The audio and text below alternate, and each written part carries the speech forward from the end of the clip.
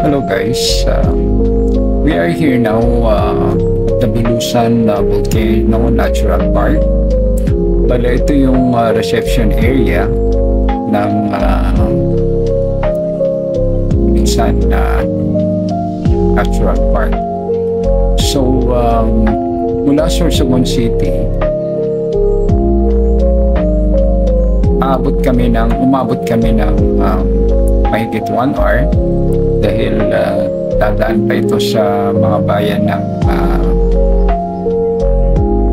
Huban, and then from Huban sa Erosin, and then from Erosin it's about 10 kilometers akyat dito sa lake. So ito yung receiving area nila na nagbayad kami ng entrance fee that costs 50 pesos per head, and merong environmental fee na 10 pesos. So from there or from here, meron silang service na magdadala sa amin sa taas. Otherwise, kung meron naman kayong sasakyan, diretso na doon sa taas. So ito na yung kanilang ecotourism center na maluwag naman, and meron ding restaurant dito.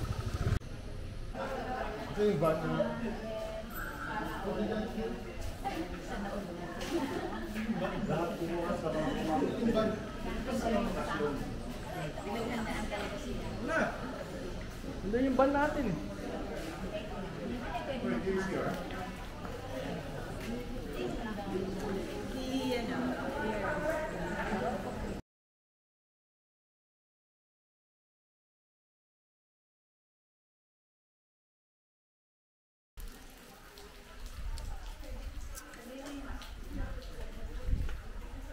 Ito na yung harapan ng Bulusan National Lake. It's raining today, kaya it's quite unfortunate dahil sa baba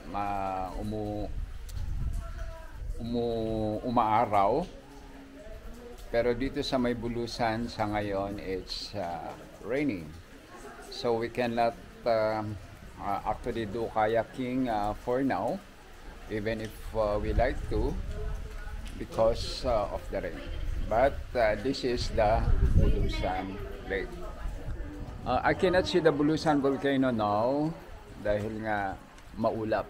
Hindi ito nakikita sa ngayon.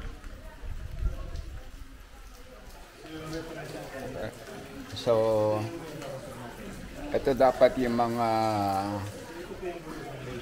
kayak na gagamitin, but it's quite unfortunate na hindi magagamit sa ngayon. Okay.